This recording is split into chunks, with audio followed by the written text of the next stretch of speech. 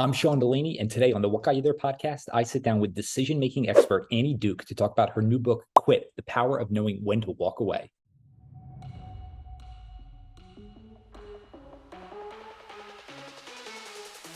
What Got You There is a podcast for high achievers looking to learn from the most successful people of all time, what their strategies, lessons, and routines are that made them successful. Now it's your journey, so it's time to learn what's going to get you there.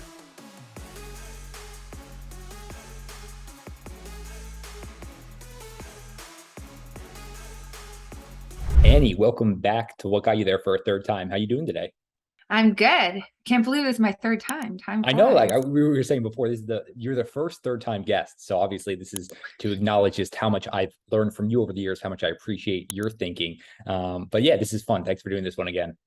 Well, thank you. Thank you for having me again. So one of the things that we were kind of just talking about, busy morning for you, a lot going on. How do you slow down when there's a lot happening for you to make more effective decisions or just be more in the moment at that time, even when there's a lot going on?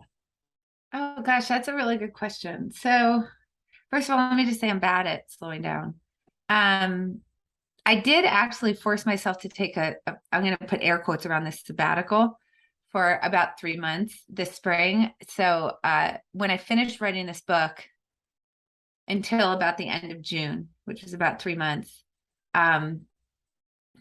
in 2022, I took a sabbatical. What that really meant was I told my clients I was off for 3 weeks, but I was working on other stuff. First of all, once you turn a book in, that's not the end of the book. You have to do a bunch of edits, read the audio. I was still doing some writing. I'm working on a dissertation, stuff like that, but it was much slower than normal for me. And every single day, at least once a day, I took my dog on about a 3-mile hike where halfway point is the river, and he really loved it. And I have to say that was really good time for me. I didn't pull out my phone. I just walked with him. And that's now something that I'm incorporating into my daily routine. I mean, I've always done things like gone out in the backyard and played with him. We have throw a frisbee, walks, but this was really hikes down to the river every single day. And I do think that I was doing some good thinking and problem solving at that point. So now going forward, I've decided that I really want to do that. Before I did the sabbatical though, I think that in some ways my sort of what seems to be sort of an inability to sort of shut my mind off can be helpful for decision making, because it means I'm sort of working the decision all the time. So, I'm in the shower, I'm working a decision. I'm lying in bed, I'm working a decision. I actually watch some really terrible reality TV for the reason that it gives me time to think. I know that sounds really weird, but I don't need to follow a plot. Yeah. You know what I mean? Oh, yeah. So it's just kind of like sort of noise in the background that allows me to take time to think. And the other thing is I actually really take advantage of other people around me who I think are really smart. And so I'll set time aside to say, hey, listen, I just want to ask you about something. And I'll sort of work the decision that way. And I think that comes from my poker playing days, where that's mainly how I worked through a lot of the decision problems that I faced in poker, was by describing the dilemma or describing the situation that I was in and trying to get them to give me feedback. And I'm a prodigious user of that particular strategy. I was having a conversation similar to this yesterday with an investment manager, and he was talking about not being able to shut his brain off. And obviously, two sides of the same coin, right? That's a big strength, but a major weakness. Even the people within the organization, they're like, hey, can we calm this down at times? So I'm just wondering, what else have you seen with all the people you've worked with that have gotten better at that over time? Or is this something, embrace this? So I think it depends on whether you're imposing it on other people or not. So I think it's fine for your brain to go all the time, right? I really do. I mean, I think you should try to find time for alone time. But trust me, when I was walking my dog, I was working through stuff. Yeah. Yep. Right. That wasn't stopping. It's just that I didn't have my phone. I had fewer distractions. It was actually a time where I could concentrate more, where I could make my brain go more focused. But it was still quiet time at the same time. What I try to impress on a lot of the CEOs that I work with is you shouldn't allow that kind of energy, that urgency to bleed out into your meetings, right? So what's happening when I'm walking with my dog is I'm sort of working the decision in a really focused way, that I'm not feeling the need in that second to solve it. I'm just working through it. But what I find is that in organizations, people will start talking, there'll be some problem that's brought up in a meeting, and immediately people want to start talking about it, and people start wanting to solve for it. And that's where I think that you need to step in and say, let's slow this down. So I would say that a good portion of the work that I do with the groups that I consult with is getting them to slow their decision making down. That doesn't mean that I'm getting them to have time where their brain isn't working. I'm just trying to get them to stop talking to each other so much, which I know sounds weird for group decision making, but great group decision making comes out of not talking to each other so much. So like, I'll give you an example. Like, there's a SaaS company that I work with, and they had an outage, and there was an issue with one particularly large client, and the communication from sort of customer success across the organization to engineering had not been great. So it caused a problem with the client, because obviously, the client just wants to know what's going on. And when the organization itself isn't communicating well within the organization, then when customer success is communicating to the customer, it's obviously not going to be a particularly great conversation because they're not informed. So this was like in a regular weekly meeting that this was brought up, and immediately everybody started trying to solve it. Mm-hmm. Not only did everybody try to solve it, but each department said, it's not my problem. Right? Well, of course that happened. So that's a place where you just want to slow down, stop talking about it. Right? So I actually stepped in there and I said, stop talking about it. This is a much bigger problem that has to do with what are the protocols when this happens, and let's slow this decision making process down. So I just made them shut up, basically.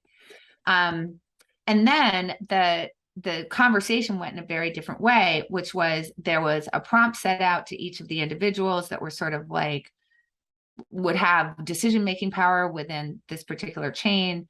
What do you think is a weakness in the way that we communicate with each other? Do you have any ideas for strategies that would make it better?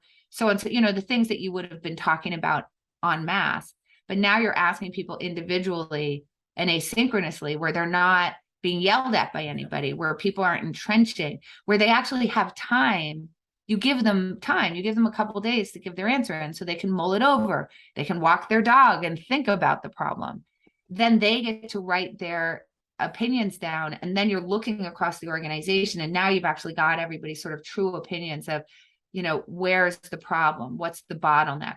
What would be the ways to solve for it? So you've sort of brainstormed this and explored the issue without everybody yelling at each other, giving people a couple days to actually mull it over, as opposed to solve for it on the spot.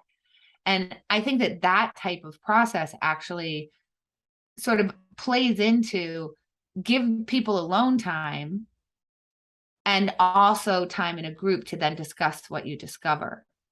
I hope that makes sense. No, that makes perfect sense. The way I think about this is slow down to speed up, right? In the act, we're actually slowing down, but long term, it actually speeds up our process overall and our effective ability to make great decisions.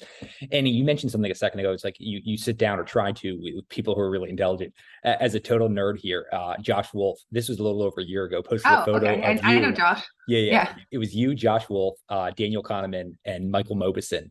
And I would just love to know what it would be like to be a fly on the wall during that conversation. Well, you actually can know because Josh got that comment so often that the last time that we got together for lunch, we did it at Lux, and we recorded it. And there's a podcast. You can go find it. I'm just wondering, when the microphones aren't rolling, what else is going on or being said, or even just what's the air like there?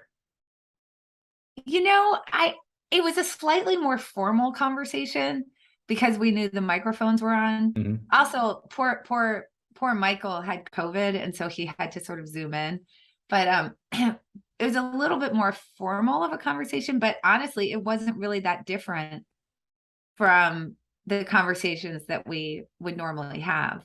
I mean, there might have been a little bit more politics when when the when the microphones aren't rolling. I think we all sort of like took some politics out of the discussion. But other than that, I mean, honestly, we're kind of all nerdy. We're getting together to talk behavioral science, really. And that's what we talked about. And I don't think that that conversation was actually all that different than the conversations that we normally have. It makes me think of The interesting thing, though, was it's always lunch. And so we had all brought food. But at the end, all of us still had the food in front of us because I think we were conscious about eating with the microphones on. So the only thing is we didn't actually eat. But so normally we're eating when we do this. One of the things that I always try to think about, especially with this, like tapping into other people's knowledge, is I want to positively like spring load the starting conditions, right? And everything that you've learned now, say you were starting out again, what would the early days look like for Annie Duke? Just becoming a better decision maker. What if you were starting out today? What are your first 6 to 12 months like? What are you doing? Do you mean starting out as an academic or as a poker player? Let's just say career-wise in general, just because I think yeah, career. Gotcha. Yeah. Yeah. So I would have actually, there's a lot of things that I would have done differently. So I would have found myself more mentors.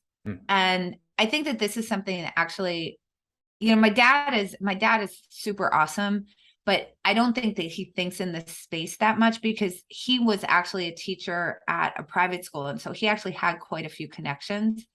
And I think that he could have connected me with some great mentors. And it's not that he wasn't doing it like out of malice. It just didn't occur to him. And so that's like a regret that I have because he's really like the epitome of like absent-minded professor, like English teacher. Like, I don't think he was thinking like, oh, I know all of these people I could connect my daughter to who could maybe help her. The other thing is that I think that idea of connecting young people with mentors in that way, it wasn't something that was sort of the zeitgeist at the time. Like now I think that's a much more normal thing to do, but I would have liked to have done that. And there's a few reasons why I would have really liked to have done that. I don't think that I actually explored the space well when I went to college. So I don't think I really understood like what are the different types of things that you could do. Like I thought about business as like a monolith. Like I didn't know there were many, many ways to be a business person. I didn't really know about finance, like the different things that you could do within finance, for example. So I didn't get that whole sort of side of the world. And I didn't have anybody who was really there to help me explore it. I think the other thing is that I didn't really have someone sit me down and say, you should be pursuing something mathematical. And that is a great sadness for me. I obviously ended up doing something very mathematical, but it was in a super circuitous way. So, you know, I think that, so for me, so when I was in high school, I did very advanced math. It was just something I was, you know, sort of born relatively talented at, you know, thank you. I was very happy to have that talent. But, you know, my father was an English teacher and I really loved my dad. And he really had a love of that side of the world. And I think that I kind of wanted to emulate that. And I didn't have a mentor sit down and say something that I said to my own youngest daughter. I need to tell you that you may want to do something mathematical or not, but understand that you're a woman. So that's unusual that you like math. It's unusual that you have a talent for it. And that's going to, first of all, if you enjoy it, you should do it anyway, but it's also going to open a lot of doors for you.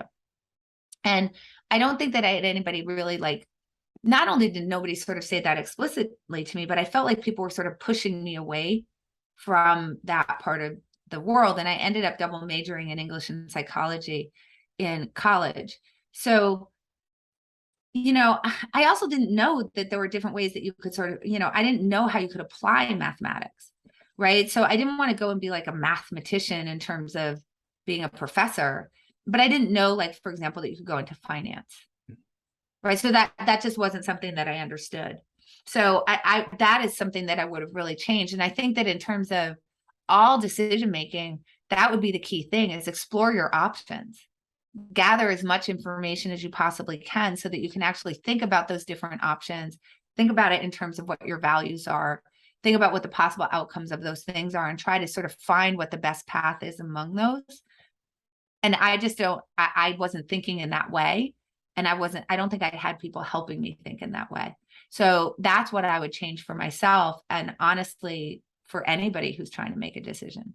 Yeah, a couple of things I think great mentors do is they remove that wall for us, right? Like they open our mind up to the possibilities, like you mentioned there. Another thing I found that I feel like great mentors do is great mentors can obviously share knowledge, but there's a difference between, like, so many of us know the right thing, but we don't take the correct action on it, or we intuitively know it, but we can't act. And I'm just wondering, what have you seen to take that knowledge, ingrain it in our brain, but then actually take action on it? What allows that to happen? Oh, well, so, here's kind of the thing about that. I mean, I talk about this in my new book, is that particular thing is really hard. So it depends a little bit on whether I'm going to use the phrase in it.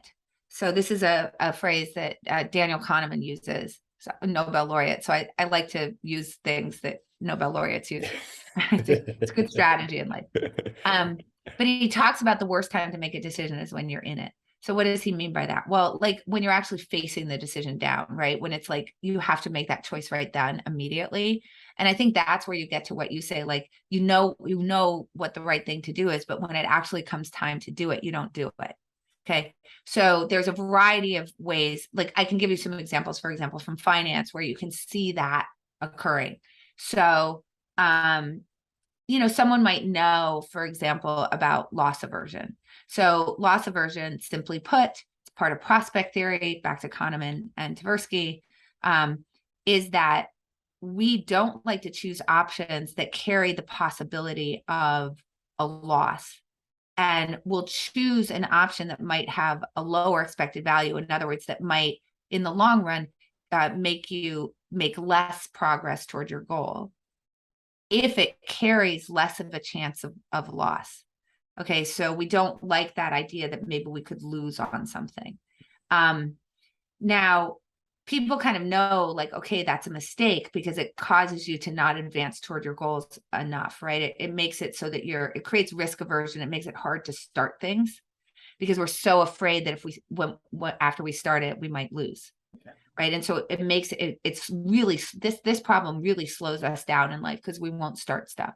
So I can know that in theory, right? But then when I'm having to make a decision to do something like maybe take a new job, and I'm thinking, oh, but I might be unhappy in that new job, it will stop me from doing it. Okay, because I'm in the decision. So so that's an example. Another example would be like, people set stop loss orders and they cancel them all the time. Yeah. Right.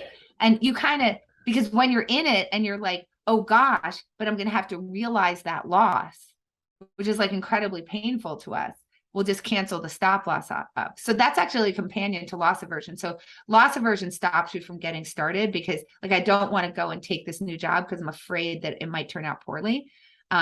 Even if, like, to someone looking from the outside in, it's totally the right choice, then a companion to loss aversion is called sure loss aversion. So when you're already losing at something, like you're holding a stock and you're losing, we don't like to realize the loss because that's when it becomes a sure loss. Before that, when you're still holding the stock, it's like a possible loss. Yeah. It's a loss on paper. It's a loss on the books. But you don't actually want to convert that into a realized loss. And so that stops us from selling. So we can take those two companion problems and we can see that what happens is, in theory, we know that that's an issue. But in practice, when we're right up on it, we won't do it. So how can you actually make it so that you'll do it? So there's basically two broad strategies that will help you do it. In combination, they're particularly powerful, but they can also be great individually. The first is to set what I call kill criteria. And it could be kill or go criteria, but kill criteria. The reason why I focus on the kill side is because, as I just told you, a lot of times we have trouble stopping things, right? When we should, we just don't quit enough. So kill criteria are thinking in advance about what are the conditions under which I might stop doing this. So if you think about, like, for example, the job situation, what are the conditions under which I would leave a job for another one? What would have to be happening in my job? What would the feedback have to be? What type of boss would I be dealing with? Um, would I, am I getting promoted? When do I think that I need to get promoted by for me to feel like this is worth it for me to stay in this particular position? You can think about things like that. Obviously, a stop loss order in itself is a kill criteria. Yeah. If I lose, if the stock goes to X, I'm going to stop. We had stop losses in poker. I've used this in sales before, right? I've worked with a group of sellers where I've said, imagine you were pursuing a lead for an RFP through an RFP or RFI. It's 6 months later, you lost the deal. Looking back, you realize there were early signals you weren't going to win it. What were they? So people come up with different answers there. Some answers are like, the first meeting, they only wanted to talk about price. So we'll use that as an example. That's a very negative signal. Yeah. It means they're probably about to sign a contract with someone else, Yeah. and they're trying to use you as the stalking horse, right? So we set those out in advance. And then basically you make a pre-commitment to follow that. So stop loss orders are exactly this type of thing. And you might say, but Annie, you just said that people cancel stop loss orders all the time. That is true, but they don't sometimes. And that sometimes that they don't means that they're doing the right thing more often than they otherwise would. Okay. So when we think about those kill criteria, it's a pre-commitment to take an action when you see a particular signal in the world. And it can work both ways. So I've worked with like portfolio managers where we talk about, they have a particular thesis. The thesis obviously is saying that the fundamentals are going to be, have at certain values, right? That's what they're imagining is going to occur in the world. That's why they think that this is a good trade. And what they kind of think intuitively is that, well, given that my thesis requires that, let's say, interest rates are sitting within a certain band, then if interest rates move outside that band, I'll obviously react to that and do something with the trade. But as Daniel Kahneman tells us, knowing that that's what we're supposed to do because that's what our thesis is very different than actually doing it.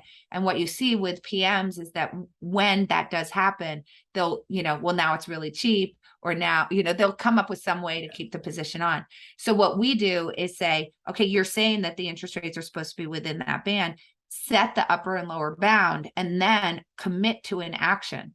So in some cases, you might press the position if it goes, say, above the upper bound, for example.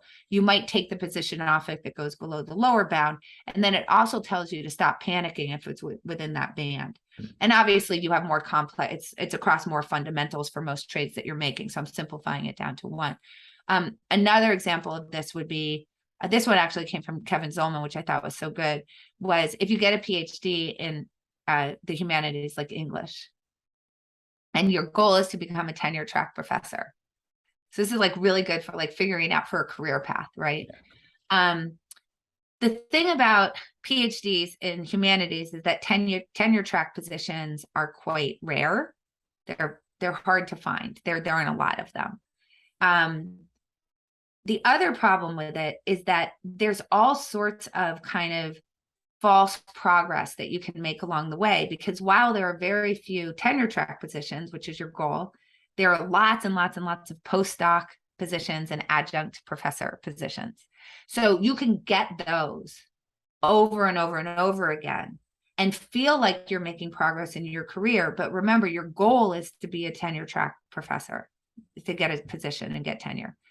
So, what you would do in that situation is go look and say, what is the average time it takes someone from the day they get their PhD, right, to securing a tenure track position in my field? So go find out what that average time is, then decide what your risk tolerance is. Maybe you want to do it faster. Maybe you want to do it slower. But let's say it's 4 years. And so you say, okay, 4 years is the average time to get a tenure track position. And then you say, so if I have not secured one in 4 years, doesn't matter how many postdocs or adjuncts or whatever I'm getting offered, if I haven't secured a tenure track position in 4 years, I'm going to leave academics. And you would do that because in this case in particular, if you leave academics, you can't come back. When it happens to be in the humanities, it's really hard. It's kind of a one-way door. So you can see how that helps you actually act.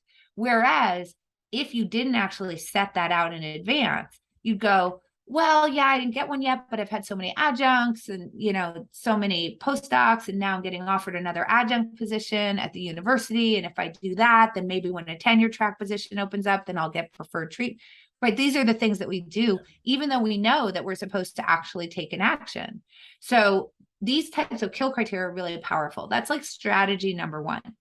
Strategy number two, I've hinted at, which is get some outside help. Yeah. So, this also, I was sort of thinking about in this space, and then I asked Daniel Kahneman about it. And I think he said it really well. He said, find someone who loves you, but doesn't care about hurt feelings in the moment. Usually a good person to consult. Right. And so what he meant by that was that a lot of times what happens is that you're talking to people and they think that you want them to tell you what you want to hear. Right. So that's what he means by hurt feelings in the moment. Right. And when you ask them about it, they'll say, well, I didn't want to hurt your feelings. Okay. So he says, you got to find someone who loves you, right? They have to have your best interest at heart, but you have to give them permission, and they have to be willing to do it, that they might tell you something that hurts right then. Look, Sean, you're never going to get a tenure track position. You've been at this for 10 years. You've had like 5 different postdocs and like 4 different adjuncts. And there's been tenure track positions that have opened up at the universities that you're adjuncting out at, and you have not been offered any of those. Like, it's time to stop. Now, in order to have that conversation, you have to give me permission to have that conversation. But notice that now I can help you see what you're trying to rationalize away. And it doesn't matter that you would be able to see that in somebody else. I mean, this is the big problem with decision making, is you could see that person should, a different, you're advising another Sean. You would know that they shouldn't be continuing, that they're not going to get that tenure track position. But when you're the one who's in it, it's really hard, because you just say, no, but I know, and this one's really good, and I know there's going to be a position opening the next year, and this will be my foot in the door, and this time is going to be, or people who are in startups, like, I know we can turn it around if we just tweak the product, or we have a different advertising strategy, or, we're going to find our product market fit. It's like, all right, maybe, but why don't we do this? We'll set out some kill criteria, and then I'm going to coach you when we butt up against those kill criteria. And I think that then you can actually really start to act much more rationally, but it takes intention and it takes effort. It's funny you mentioned the startup conundrum there. And I was actually talking with a CEO yesterday who was literally talking through this problem. Like, hey, do we call this quit, even though there's signs of serious success here? If not, and I guess where I wrestle with this is like the survivorship bias, right? Like, you read Phil Knight's biography and he's like down to his death, or like James Dyson, and they just keep going. And so it's just like, there are certain people who quit and then find another way to succeed, and then people keep going. Like, how do you just wrestle through that, I guess? So a couple of things. I mean, look, here's the deal. In order to have succeeded at something, you have to have stuck to it. It's just true. But that doesn't mean that if you stick to something, you're going to succeed. So let's just first understand that that's just a fallacy. And I think that that's what we think. When you hear things like winners never quit and quitters never win, it's talk from people who succeeded. Yeah. You've got a great line in your new book, contrary to popular belief, winners quit a lot. That's how they win. Right. Exactly. Yeah. It's true. So, the key is to find the thing that's worth sticking to. And this is the issue that I have, is that, I think that as we think about these things, grit and the decision about whether to stick to something, grit, and the decision about whether to walk away, quit, are seen as opposing forces, right? Where grit is a virtue and quit is a vice. Quitting is a character flaw. It means you're weak-willed. That's what people think. Persevering is like, courageous and, strong and heroic. And it's, it develops character and all those things. Well, okay, those things are all true. But what we need to realize is that grit and quit are literally the identical decision. If you choose to stick to something, you're choosing not to quit it. If you choose to quit something, you're choosing to not to stick to it. So we have to think about those as the same thing, as opposed to thinking about grit as a virtue and quit as a vice, because it all depends on the context. because I can show you lots of situations in which grit is stupidity, right? So like, here's one. You're climbing up Everest and a snowstorm comes in on summit day. Are you supposed to keep going? Or are you supposed to turn around? Obviously, you're supposed to turn around. Like, that's super clear, right? If somebody were to continue on under those conditions, you would think they were an idiot. Okay, so we know that, right? We watch people all the time in sports who are continuing to go after their prime. And we are very critical of those people for not quitting. Muhammad Ali is like such a great example of this, right? Like, so he's like the grittiest person ever, the greatest of all time, you know, heavyweight boxing champion. And he becomes a conscientious objector to the war, has to take like 4 years off before he gets another title fight. By this time, he's in his 30s. He's fighting George Foreman, who's never lost, knocks people out, you know, in half a round, and he beats him. Okay, so in the Rumble in the Jungle. So that's a great example of grit. But what happens after that is that he keeps going and he keeps fighting. And he's getting reports from doctors that his kidneys are failing, that he can't take another punch to the body, that he's going to be cognitively impaired. And he doesn't quit. He boxes for like another 7 years after that. And obviously he ends up with Parkinson's syndrome. He fought Larry Holmes in a fight that was so awful that Larry Holmes, who won the fight, cried after the fight at the beating that he gave Ali.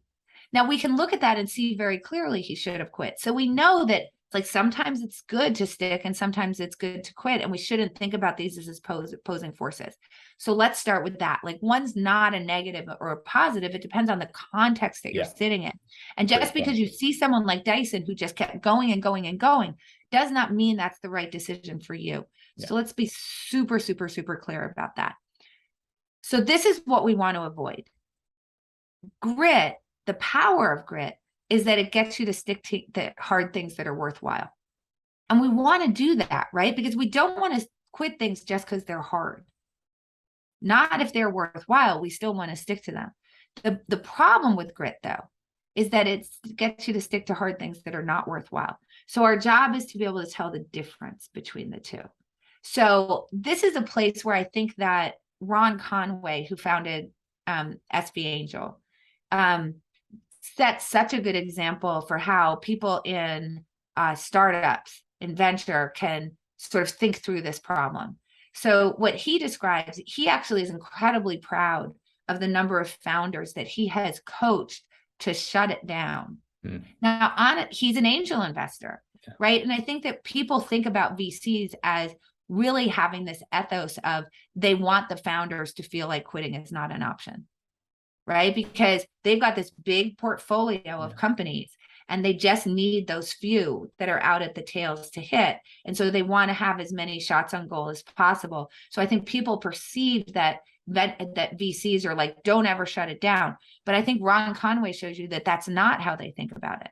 How they think about it is like, let's get the things that are worthwhile and really get them on the on-ramp. And let's help the founders see what we see when it comes to the things that aren't working out. So he's like your founder. He'll sit down with a founder who is struggling. Now, let me be clear that when he does this, he usually can see that this thing is not working. Yeah. Okay. So he sits down and he says, you know, things seem to be going poorly. You know, what do you think about maybe shutting it down or thinking about a completely different product, you know, so on and so forth. Like, shut the venture down completely. Maybe you should start thinking about a different strategy or a different product.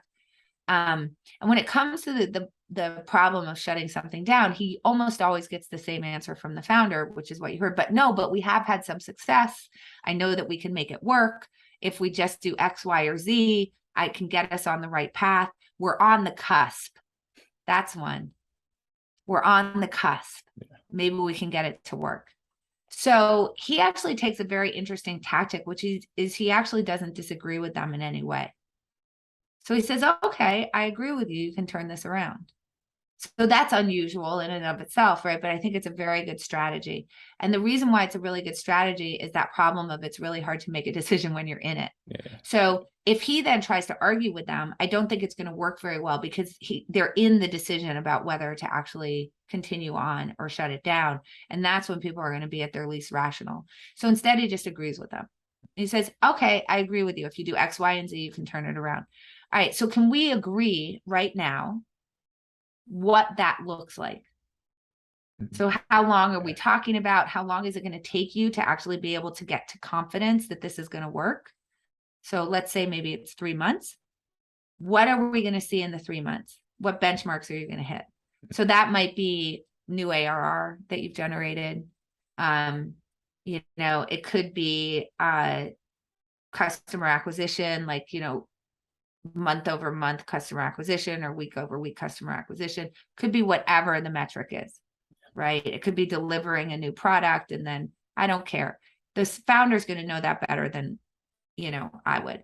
So he sits down with the founder and says, okay, I think you can turn it around in the next 3 months. What are we going to see? Tell me what the benchmarks are that we're going to hit. Notice he's setting kill criteria. Yeah. Yep. Right. And then he says, okay, so that's great. So can we now agree that we're going to revisit this in 3 months? And if you're not hitting these numbers, or if you haven't delivered this product or, whatever, that then we're going to have a discussion about shutting this thing down. No, that's very clear. One of the people that I really admire, their thinking around quitting, moving forward, was Stuart Butterfield. And I would love if you could share that example and just talk through that, because I thought like the Everest example, it's like, yeah, like I don't want to die here. So what Butterfield does is just masterful to me. Yeah. So, okay. So let me just say this. So, notice that in this particular case, Ron Conway is looking from the outside in, and he can see that the company is sort of a dead man walking. Mm-hmm. He's just helping the founder get to that decision themselves. Yeah. It's a better way to have it happen. But notice that he's sacrificing 3 months in order to be able to do that.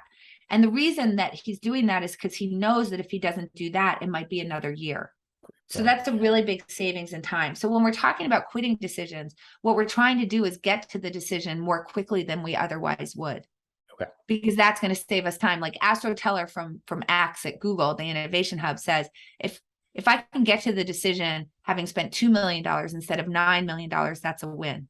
Because from his perspective, it's not that he wasted $2 million on something, he saved $7 million. Yeah, exactly. Okay. So this is the way that we want to think about it. So now you have someone like Stuart Butterfield. The thing about Stuart Butterfield is all on his own, he gets to this decision really fast.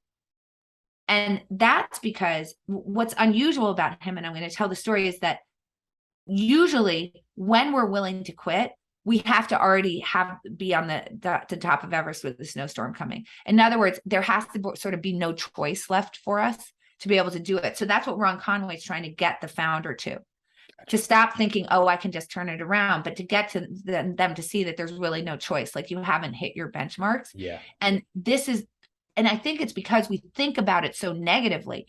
When we quit, that's when we go from, sort of maybe failing on the books to having failed. And that's so awful for us that we want there to be no choice but to do it. Because then, like from our own perspective, it's okay that we did it. And from from how other people, we might think other people will view us, they're going to go, well, what could you do? You didn't have a choice. So now we come to Stuart Butterfield. So Stuart Butterfield, we start the story. Stuart Butterfield is on his second try at developing an online cooperative world building game. So he had tried this before during the .com crash, and there just wasn't an appetite in venture for it at the time because venture had completely contracted. And so he had actually shut that company down because he literally couldn't raise money for it. He did end up taking a feature of the game, which was a photo sharing feature of the game, which and turned it into Flickr, which we all know Flickr. So he had a modest success from that. So now we flash forward to, I think it's about 2008, and he creates a company called Glitch. He founds a company called Glitch with some of his people, co-founders from the Flickr days. And he creates a game called Game Never Ending. And, the internet is faster, more people are using it, the venture appetite is much better. It's all good. So, so I guess it was a little after 2008, but it's all good. So he's got lots of funding. He's got Andreessen, Horowitz, and Excel are backing him. He has $6 million in the bank at this point in the story. The critics love the game. They call it Dr. Seuss meets Monty Python. Like, they love the game, the look and feel. It's a big darling of the critics. And he actually has 5,000 die-hard users of the game. So the die-hard users are described as people who play the game 20 hours or more a week. And obviously they're going to be the income generators for the game. So that all sounds like super rosy. $6 million in the bank, 5,000 people using the game, more than 20 hours a week. Critics love it. Obviously the investors love it, but they all kind of see a problem. And the problem is that to acquire those 5,000 users, basically for every one user that uses the game 20 hours a week, you've got to get like somewhere between 95 and 99 people to come look at the game, because the majority of the users, 95 to 99% of them, come and play the game for like 7 minutes and never come back. Okay, so you can see how this is a little bit of a problem, right? Because obviously the people who come play it for 7 minutes aren't generating any income for you. So what they decide to do is to do a big marketing push. So the way they had been acquiring users up until this point was like through PR and word of mouth. So they decide they're now going to do paid advertising. And they start to do that, and they put a bunch of money behind it, and it works like a charm. So I think growth of new users during this time period is like 6 or 7% week over week. And this is in the fall of 2012. So now it gets to be November, and it's the weekend of the 11th and 12th, and they have the biggest week of customer acquisition ever. Okay, so that sounds pretty good. Stuart Butterfield goes to sleep that Sunday night, having this amazing situation happen where they've acquired all these users. And he wakes up the next morning after a very restless night, and he sends an email to his co-founders and his investors saying, I woke up this morning with a dead certainty that Glitch was dead, that it was over. So that's confusing. Yeah. Because I just told you all the great, they have $6 million in the bank. Who does that? They've just acquired tons and tons of customers. And the reason that he said that is because he didn't need to like fall into the crevasse to figure out that he needed to quit. He didn't need to run out of capital like he did the first time in order to figure out that he should quit, which is, by the way, what most founders do. They drive it all the way until there's no money left, right? Because then people say, well, what could you do? You did everything you could, which feels much better to us, right? So he didn't need to do that because he could look into the future to see what it was going to look like, to see that it was already dead, even if it didn't look like it was dead today. And what he saw when he took that peek into the future was that if, that's a big capital if they continued to acquire users at the rate that they were acquiring them that weekend, that it would still be 31 weeks until that game was breaking even. And that it was an absurd assumption to think they could keep acquiring users at that rate. Because obviously at some point you saturate the core gaming audience. Like, you've got everybody already, and now you're advertising outside of the core gaming audience, or you're advertising to the same people who've already come and tried the game and left. So he just said the math didn't work. That was the thing. He knew that the math didn't work. So he shut it down. I mean, he just woke up that morning and he shut it down. And I asked him if his co-founders and the investors got on board, because they were really shocked by the decision. They didn't see that coming. And so I said, well, did you, when you explained it to them like that, did they get on board? And he said, well, I don't actually really know. I mean, I think that they just sort of thought, like, if I didn't want to do it and I was the founder, that there was no reason to continue. So he shut it down. Now, I think a lot of people think, oh, that's so sad, like he failed twice. But he didn't fail, because he returned $6 million in capital to the investors when he determined that the next dollar he was going to put into the game wasn't worth it. He let his employees, he actually helped his employees get jobs when he realized that the equity that they were working for, because remember, they're working for very little cash and mostly equity. These are very smart people that he has working for him. When he figures out that their equity wasn't worth it, he let them go. Think about what an amazing act that is, right? So a lot of times when founders are reluctant to walk away, they say, but I owe it to my employees to keep trying. But if your employees are working for equity that you have figured out isn't worthwhile, you actually owe it to them to let them go. And that's the way that Stuart Butterfield figured it out. And what was really interesting, again, was like when I talked to him, he said, the thing that really bothered me about it was that I actually knew I should have shut it down 6 weeks earlier. But I couldn't bring myself to do it because I was so worried that that my co-founders and my investors were going to think that I was just being capricious, impulsive. And he didn't want to be seen as being impulsive. So even for him, who did this much earlier than most people would have, he still thought that he did it too late because he was worried about the way that people would view that decision, because people view quitting so negatively, even though he was very clear about the math and not wanting to keep his employees, who he felt were brilliant people, in an endeavor that wasn't going to be venture scale. So it wasn't really worth their time, right? Okay, so that I consider a total success story. Yeah. Now, there's a different reason that people think this is a success story. And there's a reason why I held it off until now. And the reason that people think that this is actually a success story is because Glitch had an internal communications tool that they used in order to talk internally in the company. So teams could talk across each other, to each other. You could work internally on a team, kind of combine like the best things about email and instant messaging and texting. So it was a tool that they really loved. And actually, while they used it at Glitch, it didn't even have a name. So 2 days after this happens, Butterfield gives it a name, searchable log of all company knowledge. The acronym is Slack. And he launches Slack 2 days later. And so people say, oh, that's what makes it a happy ending, because he shut Glitch down. And then that allowed him to develop this internal communications tool into Slack, which obviously we know is a $20 billion company, right? And his investors rolled their capital into it. And obviously some of the employees stayed and so on and so forth. But that's not what makes it a happy ending. Like, that's just a coda to something that was already a happy ending on its own. And it's because he was so good at saying, I don't need to get to the edge of the abyss to know that I need to quit, because I can see the edge of the abyss ahead of me. And I'm going to quit before I put myself in that kind of danger. No, thank you for sharing that story. I love that because it gives great thinking in story format. So thank you for sharing that. That's awesome to see how that played out and highlighting that. One of the things I love doing is love looking to disciplines outside the specific discipline I'm looking in. So say for investing, where are we getting different ideas and things like that. And one of the things that you do a great job telling is the wandering ants.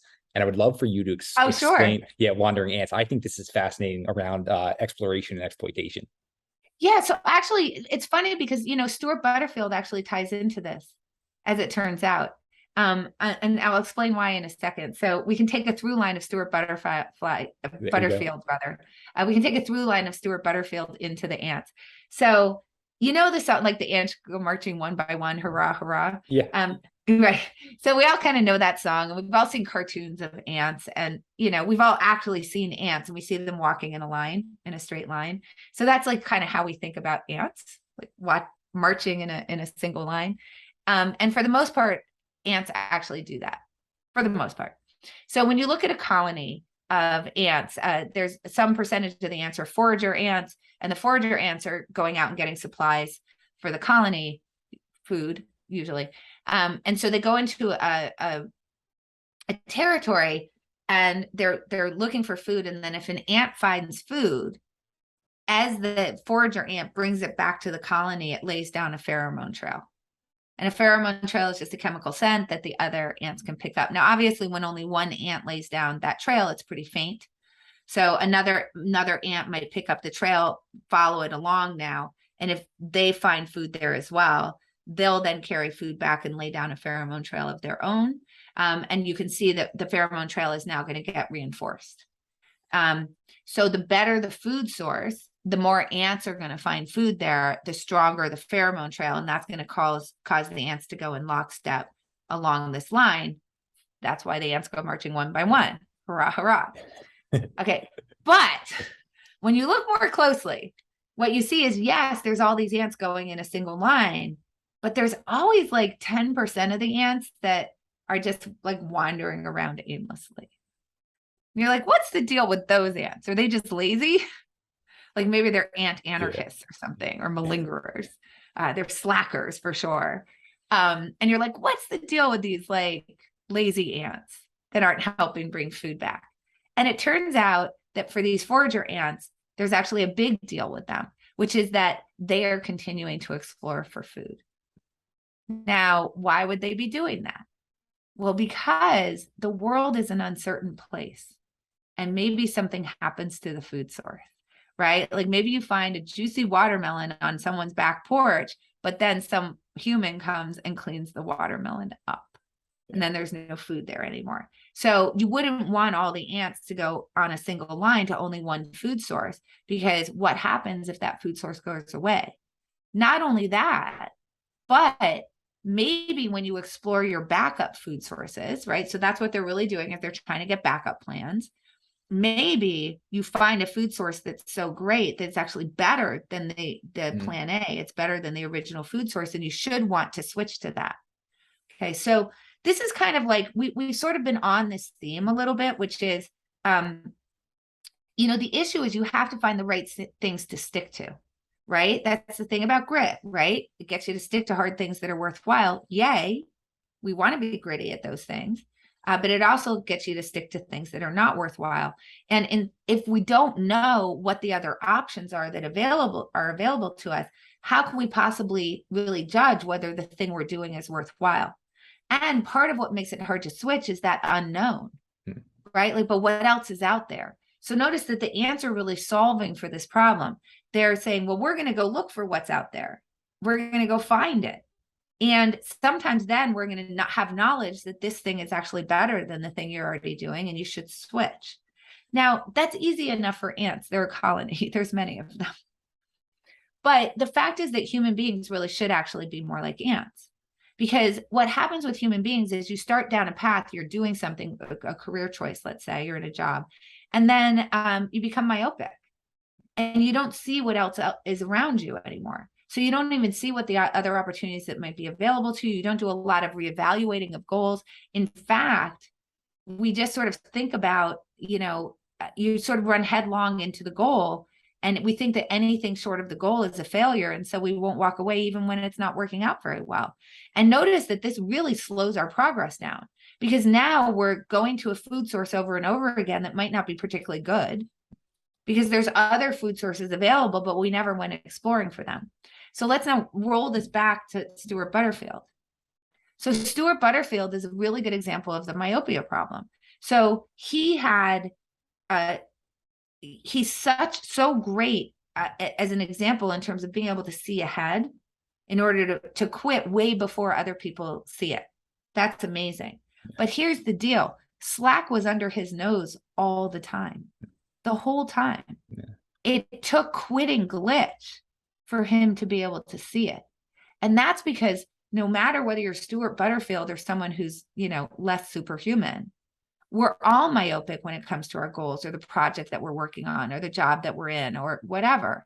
We get this myopia where we're just heading toward the goal and we can't see the other things that are around us. So for Stuart Butterfield, glitch, that unicorn was there the whole time.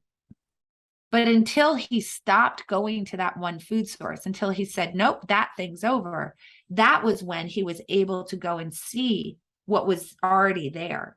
That's how myopic we get. So we really want to become more like ants and keep that exploratory line open a little bit more, at least more than we already do. Yeah, one of the things you highlight around goals is we tend to not acknowledge the progress if we fall short of the goal, where it's like there's so much progress that happens in an attempt to achieve that goal. And I think you shine some really great points on the book in that. I am interested, Annie, though, like as we're going to round this out, like why did you become fascinated with quitting? Yeah, so that's a good question. Um, so I can tell you, I think that there's two reasons. This came actually from another podcast, someone saying, that they thought that all books were authors trying to explore things about themselves. So why quitting? And I hadn't really thought about it this way, but I'm a humongous quitter, like in a positive way. Like I quit things all the time. I go and try new stuff. I don't know if it's the way I'm built or if it's because I think actually part of the reason is because I was forced to quit very early on in life. So I was 5 years at Penn doing a PhD. And right at the end, when I was going out to interview for a bunch of tenure track positions, I got really sick. And I ended up in the hospital for a couple of days. It forced me to take a year off. During that year, that's when I started playing poker. The rest is history. So I think that muscle was built for me. There's someone named Maya Shankar who actually appears in the book, who also she studied with Itzhak Perlman and was just an amazing violinist. And she ended up hurting her hand, and she had to quit the violin. I think at like 17.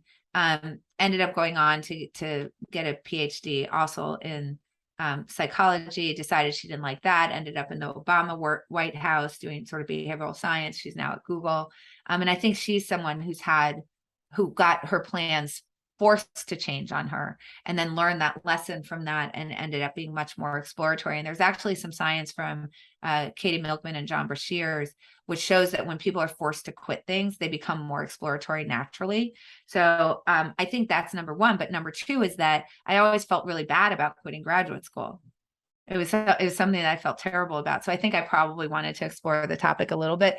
And also because I do switch what I'm doing a lot, like I was an academic, then I was a poker player, then I was giving talks, then I became a consultant, then I became a writer, then I went back to Penn, and now I'm back in academics doing research at Penn and teaching there. And I said, well, maybe people think I'm flighty or something, right? So I do think that was a piece of it. But I think that the main driver for me is that as a poker player, you just learn so clearly how important quitting is as a skill to develop. And that's because the option to fold is the most valuable option that you have in poker. So games where you're not allowed to fold, you just kind of take the skill out of the game. Baccarat is an example, right? It's not like you get dealt a hand and you have the choice to let it go or not, right? I don't get to give up. In blackjack, they deal your two cards. If it's a 15, you're just stuck with it. But in poker, that's not true. You can let the hand go, you can fold. And it's one of the reasons why poker is such a skillful game. So there's some skill in blackjack, but not to the degree that there is in poker. And so a lot of the skill in blackjack has to do with knowing what's in the deck, and casinos don't like that. It is not cheating, but casinos can set their own rules and they don't like that. But poker has this big skill element, which is the ability to fold. And what I noticed was that for most amateurs, a lot of the problems with their game was the unwillingness to fold. Once they were in a hand, they wanted to see how it turned out. That goes to like, well, I have to know that I'm going to lose in order to be able to fold, because the pain of folding otherwise would be too great. They tend to be overconfident about their choices. They'll say things like, so the sunk cost fallacy is taking into account what you've already spent and deciding whether to spend more, which is a very big cognitive error. And they'll say things like, I had too much money in the pot to fold, which is literally the definition of the sunk cost fallacy. Yeah. So it's something that I was pretty aware of for myself in poker, right? That quitting was a really important skill to develop, the ability to actually exercise that option to quit. Then separately from that, let me just say that Angela Duckworth's book, Grit, is amazing and everybody should read it. But I think that the popular reading of that book is very different than what her intention was. So her intention was, you have to find what you're passionate about. And even when it's hard, you have to persevere in order to succeed at the things that are worthwhile.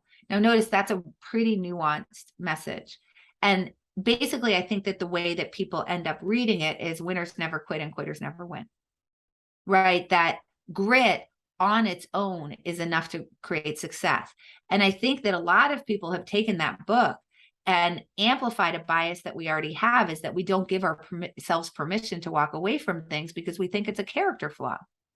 Now, that I don't think that in any way, if you read the book, it's not her intention. It's just the way that people read it, because I think that we have a bias toward thinking that grit is good, grit is a virtue already. And so you'll hear people talk about, I had someone write me the other day who, I don't know if I'd written in a newsletter or they heard me in something, and said, thank you so much. I was in a job with a totally toxic boss and you gave me permission to quit it. And I'm so happy. I'm now in a better job. But I thought that I had to stay and stick that job out because I needed to be gritty. Right. So that's the thing, is that I just wanted the other side of the argument to be heard, so that there was a conversation between those two sides of the coin, because I think that grit and quit need to have that conversation with each other. There's so much science that shows that we stick to things generally too long under very particular circumstances, which is when we're in the losses, when things aren't going well. And we have the intuition that when we get the signals from the world that things are going crappy, that when the snowstorm is on the top of Everest, or we've broken our leg on mile 8 of a marathon, that we're going to stop. But we don't.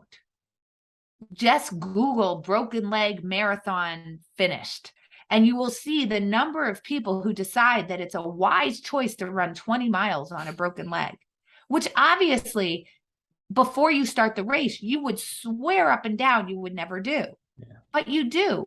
And we know that people die on the top of Everest when they continue to climb in really bad conditions or past the turnaround times. We know that athletes stick in their careers too long, or they get an injury. They injure their shoulder at the beginning of the game and they won't quit, and it puts them out for the season instead of just one game. This happens to us all the time. And I just felt that somebody should say there's another side of the coin. It's not, you have to know the context. And if you don't know the context, you can't just say grit is good. And if you don't know the context, you can't just say quitting is good. You have to understand, how do you tell the difference between when it's good and when it's not? Annie, one of the things you do is you make the unclear very clear. It's one of the things I really appreciate. So thank you for highlighting that. Your books, all of them that have dealt with this, Thinking in Bets, How to Decide, and then the book Quit, all are very good at that. And I know the readers and listeners know how much I appreciate your stuff. I am wondering though, if you could do this, right? Like, I love just getting to sit down with you and pick your brain. If you could do this with anyone dead or alive, who would you love to sit down with and just berate with questions?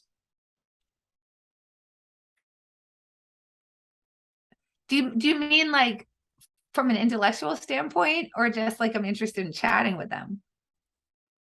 Could you do both? I'd be really intrigued how you differentiate the two. Well, I don't know. I mean, you mentioned at the beginning, like, I don't want to say this in a way that's like self-aggrandizing or anything, but you mentioned in the beginning, like the lunches I have with like Joshua, Daniel Kahneman, Michael Mauboussin. I had, Richard Thaler was incredibly helpful with this book. Nobel laureate, obviously. He has so much work that relates to this idea that we don't quit things enough. He's the first person who identified the sunk cost fallacy as a general phenomenon, for example. He's done tremendous work on the endowment effect, which I talk about in the book. And I've gotten to actually talk to those people, right?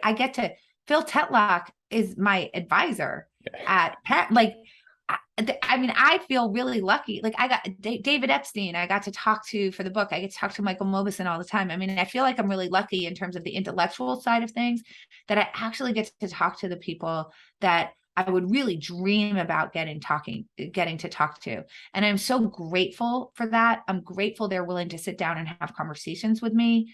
Even someone like Don Moore, who wrote a book called Perfectly Confident, right? Like, he is so, like, he's the expert on over and under confidence. He is the person that I would want to talk to about that conversation.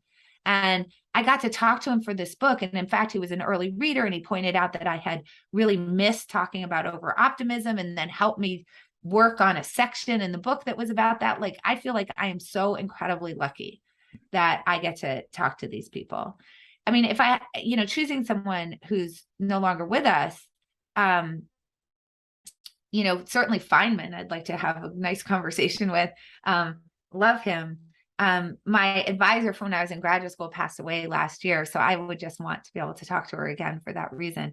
But separate and apart from her being an intellectual, like my most significant intellectual mentor. But I think that, I think honestly, like the dinner that I'd like to have would be more like Oscar Wilde and Thomas Pynchon, more like in that kind of space. Um, I would want to sit down with people who are just like super weird and creative, I think. No, I love the Like way you produce think. things where I'm like, I couldn't do that. That's really weird. Like, I'd like to be able to pick Jack White's brain and figure out how he plays every single instrument and writes a whole album in 2 weeks. Because that's stuff that I just cannot relate to in any way, shape, or form. Hmm. Right. Like, it's not in my wheelhouse. I don't have a talent for it. I don't get it. And when I see what they produce, I'm just like, who are you? So I probably, if I were choosing, I would go with that. And yeah, I've got to dive really quick on the intellectual side of things. You mentioned again and again how lucky you are. Obviously, Michael Mauboussin has done a ton untangling skill versus luck. I think we both can agree that you're not just lucky to have all of those people that you get to sit down with again and again. You have a high degree of self-awareness. It is very obvious in this conversation. What do you think it is within you that they see that they'd be willing to sit down with you again and again, right? It's not just one time I'll meet Annie for dinner. You get to talk to these people again and again. So, I mean, look, I hate answering questions like that for I know. myself. So I'm gonna I'm gonna Sorry. tell you what Phil Tetlock says, and why he's willing to work with me. Um, I think that Phil, who is one of the most brilliant people ever, if people haven't read, there's a couple books that they should read of his. Super Forecasters is one. Every decision you ever make in your whole life is a forecast. Yeah. It's just a forecast of the future. That's really what Stuart Butterfield was doing, right? That got him to that quitting decision at the time that he did, was just forecasting. What does the future look like? Making predictions. And he, along with Barb Mellers, have done amazing work in that space, like really incredible work in that space. The book Super Forecasting, everybody should read. He's got another book, Expert Political Judgment, which I think is incredible. Super, super smart guy, like so smart. But I think that what he sees in himself is a skill gap in simplifying, but not too much, right? So he tends, when you talk to him, he is communicating very complex concepts. And I think that he himself feels that maybe he's communicating them too complexly. I don't know if that makes sense. He's It not does. translating them well. Let's put it that way. He doesn't consider himself to be a great translator. I love what he does, but I think that he would say that he's told me he thinks that that's a skill gap. So I think that the reason why he works with me is because he feels like I'm a good translator. So the way that I sort of think about it is I don't necessarily have an original idea so much as I think that I synthesize and translate really well. So when I was talking to Scott Page about this book, who he wrote a book called The Model Thinker, also someone who people should read that. He's incredible. What he said to me was, in this book, you took a bunch of biases that I had not seen as related to each other, and you pulled this thread through all of them that showed the way they were related to each other. And the particular two biases that he mentioned were the sunk cost fallacy and opportunity cost neglect. So the sunk cost fallacy, we've already said, is taking into an account resources that you've already spent in a decision about whether to spend more, which you shouldn't do. You should, if you wouldn't start it today, you shouldn't keep going today just because you've already got something invested in it. And opportunity cost neglect, we've also talked about, which is just not seeing the other opportunities that are available to you. And then that costs you. If there's a better food source out there and you're not taking advantage of it, there's a cost. You're incurring the costs that are associated with not being able to realize the gains of that new food source, right? So that's opportunity cost neglect. So what he said to me was, after he read my book, that he all of a sudden saw how those two things were related to each other, that the sunk cost fallacy causes you to stick to things, which naturally means that you're neglecting the other opportunities that are available to you, that those two things actually go hand in hand. And so I would say that that's really my primary skill, is that I don't feel like I'm particularly original, but I think I'm pretty good at taking complex scientific concepts, translating them into more simple language without oversimplifying them, without losing the nuance, and then pulling threads across a lot of stuff, sort of seeing the way that things are related to each other that can put them under sort of a conceptual umbrella, if that makes sense. And I feel like that's sort of what I've done in my career. That's what I've done in my book. So I'm very thankful for the people like, Phil Tetlock and Barb Millers and Daniel Kahneman and Richard Thaler, who are doing the original scientific work and thinking about these very original ideas. And I'm grateful that they will talk to me to help me become a translator and synthesizer of that work. Annie, I appreciate so much the humility, like I said, the self-awareness, your continual exploration to find out more and synthesize it and clarify it. Your work, like I've mentioned again and again, has been really impactful for me. So I appreciate it. The new book, Quit, The Power of Knowing When to Walk Away. This is, of course, linked up in the show notes where listeners can pick it up. Anything else you want to leave them with, or places they can stay connected with you? Oh, sure. Yeah.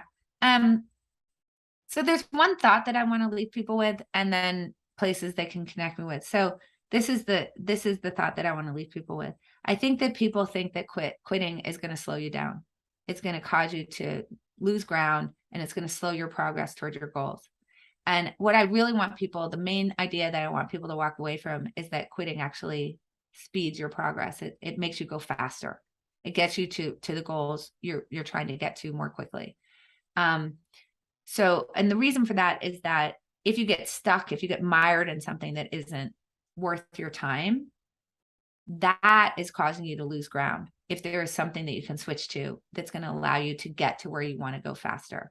If you're an ant and you're taking food from a particular source and there's a better source out there, staying with the lower quality food is going to slow your progress down, right? If you have a stock that's losing and you're sticking to it when there's another investment opportunity that's available that you could move your money into, not selling the stock, which is a form of quitting, and moving it into the new stock is going to slow you down.